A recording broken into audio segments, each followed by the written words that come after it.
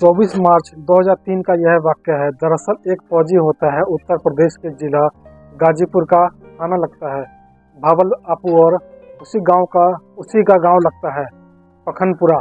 इस फौजी के बच्चे का जिसकी उम्र लगभग 2 साल के आसपास होती है, उसका अपहरण कर लिया जाता है। अपहरण की जो मंशा थी उसकी हत्या करना था और जिसने भी यह करा था उसकी हत्या करके वो जंगल में फेंक देता है। लेकिन जो पखनपुरा की एक एसएचओ होती है डीके मिश्रा, उन्होंने बहुत तत्परता से काम लेते हुए उस कातिल को पकड़ लिया और पकड़ने के बाद कहा कि लाश कहाँ है, जितनी जल्दी हो सके लाश के बारे में बता दो।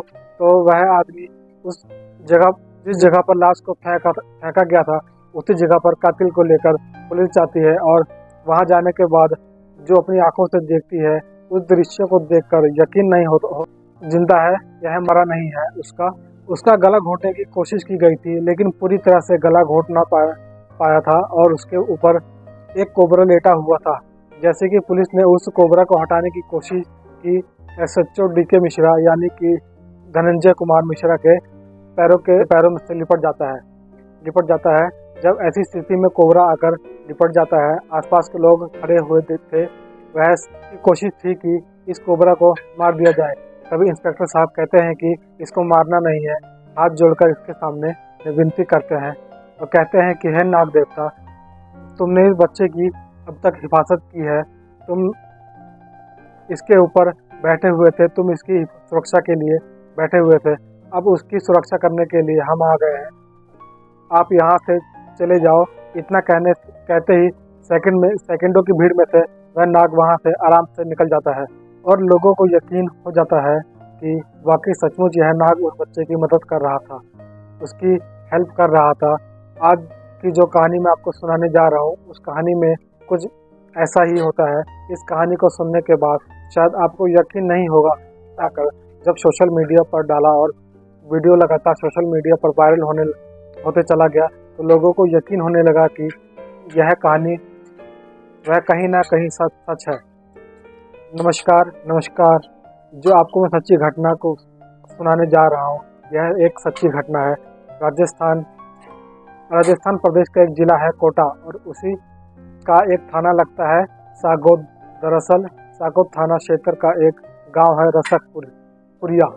बात कर रहा हूँ 14 अक्टूबर 2023 की। घर के अंदर एक सांप जाने की कोशिश कर रहा राजू लाल के यहाँ और पड़ोसी की नज़र एक कोबरा बिल्कुल काले रंग का बड़ा तगड़ा सांप था और उस कोबरा को जब घर के अंदर जाते हुए देखते हैं तो पड़ोसी ने चीख कर चिल्ला कर राजू लाल को आवाज़ लगाई कि तुम्हारे घर के अंदर सांप घुस गया है, जल्दी से बाहर निकलो नहीं तो यह काट लेगा।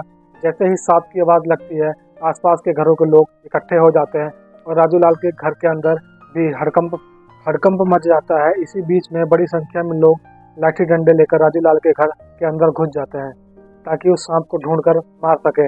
इसी बीच में जो उस घर की जो मालकिन होती है जिसकी उम्र लगभग 65 साल के आसपास होती है, उसका नाम बादाम देवी होता है।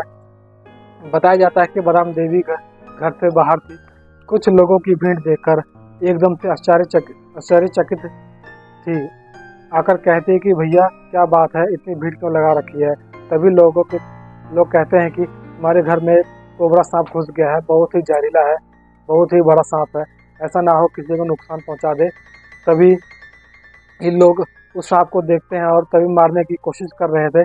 तभी बादाम देवी एकदम से चीखने और चिल्लाने लगती है और कहती है कि इस सांप को कोई भी मारने की कोशिश ना करे, यदि किसी ने मारने की कोशिश की तो अच्छा नहीं होगा। जैसे वह इन लोगों को रोकने की कोशिश कर रही थी तो गांव वाले समझ नहीं पा रहे थे कि आखिरकार यह बादाम देवी इस सांप को मारने से क्यों रोक रही है, जबकि यह तो लोगों के लिए खतरा साबित हो सकता है। जब बार बार उस बूढ़ी महिला उनको रोक रही थी तो लोग रुक जाते हैं और रुकने के वहाँ काफ़ी संख्या में लोग इकट्ठे हो जाते हैं। इसी बीच में सभी लोगों को घर से बाहर निकाला जाता है और घर के बाहर निकालने के बाद उन लोगों को कहा जाता है कि तुम दूर रहो क्योंकि यह मेरा बेटा है, यह मेरा बेटा वापस लौटकर आ गया है। जैसे ही उस महिला ने यह बात कही तो वहाँ मेरा बेटा वापस लौटकर आ गया है लोगों को लगा कि इस महिला की दिमागी हालत ठीक नहीं है। कुछ ही देर के बाद वह सांप जिस रास्ते से अंदर गया था उसी रास्ते से बाहर आ जाता है। उस महिला ने कहा कि अगर किसी ने सांप को हाथ लगाने की कोशिश की तो अंजाम अच्छा नहीं होगा। और वह बूढ़ी औरत की बात मान जाते हैं और किसी ने उस सांप को मारने की कोशिश नहीं की।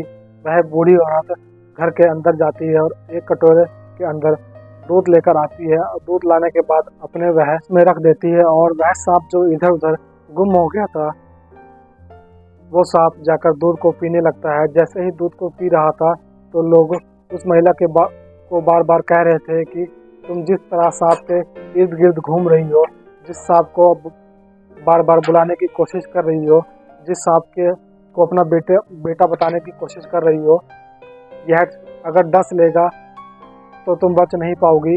कम से कम आधे घंटे में ही तुम्हारी मौत हो जाएगी। जब लोगों ने इस तरह की बातें उस महिला से कही, उस महिला ने कहा कि ठीक है, इसको अभी मैं प्रूव कर दूंगी कि यह मेरा बेटा है या नहीं है।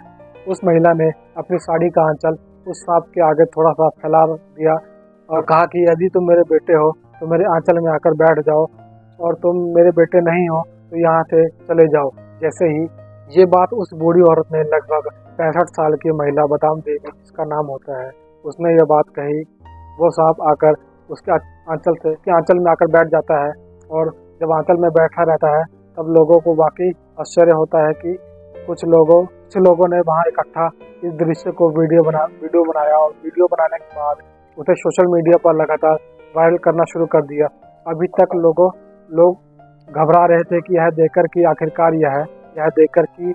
आखिरकार यह बूढ़ी औरत क्या कर रही है। उस बूढ़ी औरत ने जब उस सांप को उठाया और अपने गले में डालकर इधर उधर घूमने लगती है, तब सब लोग जितने भी वहाँ खड़े हुए थे, यह खबर गांव में आग की तरह फैल जाती है।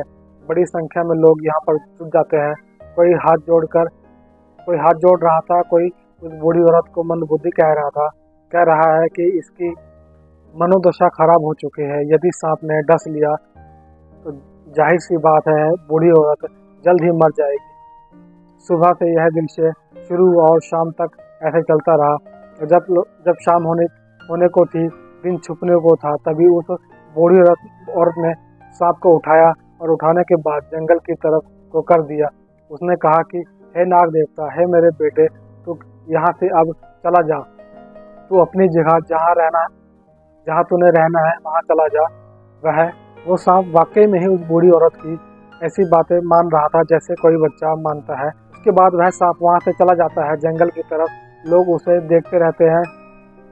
फिर किसी ने भी उसे मारने की कोशिश नहीं की, क्योंकि वह बूढ़ी औरत की जो आस्था थी, कहीं ना कहीं उसे लग रहा था कि वह नाग देवता के रूप में आए हैं। वह उसका बेटा है और बेटा कोई और नहीं जिसका नाम हंसराज, जिसकी उम्र उस वक्त 24 साल की थी, जिस वक्त यह लगभग अब से 15 साल पहले पार्वती नदी में डूबकर उसकी मौत हो गई थी। माँ अपने बेटे को याद करके बहुत ज़्यादा परेशान होती थी। ऐसे करके धीरे धीरे वक्त गुजर रहा था, लेकिन उसे पता था कि मेरा बेटा आएगा, उसका पुनर्जन्म होगा, वह सांप के रूप में होगा। और जैसे जैसे वह बात कर रही थी, चर्चा होना शुरू हो जाती है कि एक राजू लाल के घर में एक व्यक्ति, राजू लाल, इसका बड़ा बेटा होता है, हंसराज इसका छोटा बेटा होता है, जो 15 साल पहले नदी में डूबकर मर चुका था। अब ये चर्चाएं होने लगती हैं कि किस तरह से इसके घर में सांप निकला, और मामला सोशल मीडिया पर लगातार वायरल हो रहा था। इसी बीच 17 अक्टूबर 2023 को यह महिला सुबह सुबह खेतों में जाती है अपना चारा वारा लेने के लिए, कुछ काम करने के लिए। और जैसे ही वह जा रही थी तो वहाँ चारे के पास वह सांप फन फैलाए बैठा हुआ था, और उस बूढ़ी औरत ने उसकी तरफ देखा और देखकर वह अपना आंचल फैला देती है।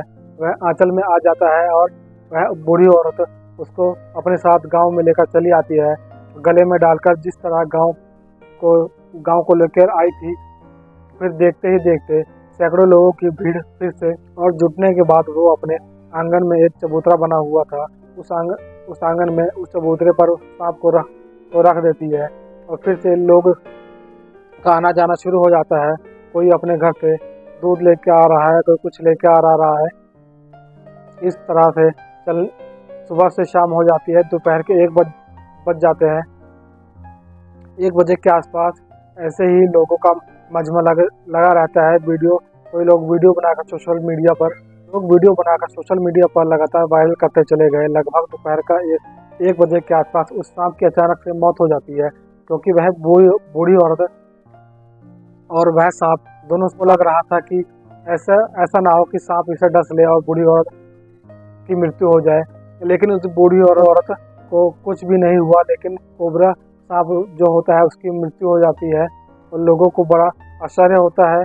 अब कोई साइंटिफिक रीजन, लोग कई तरह की बातें करने लगते हैं। कोई कुछ बोलता है, कोई कुछ बोलता है, कहता है कि सांप ने ज़्यादा दूध पी लिया है, शायद इसकी वजह से इसकी मौत हो गई है। कोई लोग कुछ कहता है, कोई कुछ कहता है, और कई तरह की बातें होने लगती हैं। तो सांप की मौत हो जाती है। उसके बाद जो बूढ़ी माँ होती है, वह जो जोर से चिल्ला कर रोने लगती है और कहती है कि 15 साल बाद मेरा बेटा वापस आया था और फिर से उसकी मौत हो गई है। यानी कि बूढ़ी औरत मानने को तैयार ही नहीं थी कि यह सांप है, बल्कि उसे अपने को तैयार थी कि वह उसका बेटा था।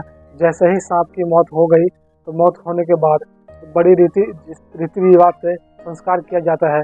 उसी हिसाब से उसको खेतों में ले जाकर उसका अंतिम संस्कार कर दिया जाता है। और संस्कार करने के बाद जब यह मामला सोशल मीडिया पर वायरल होता है, तब लोगों को बड़ा आश्चर्य होता है कि कोबरा आखिरकार ऐसे कैसे कर सकता है।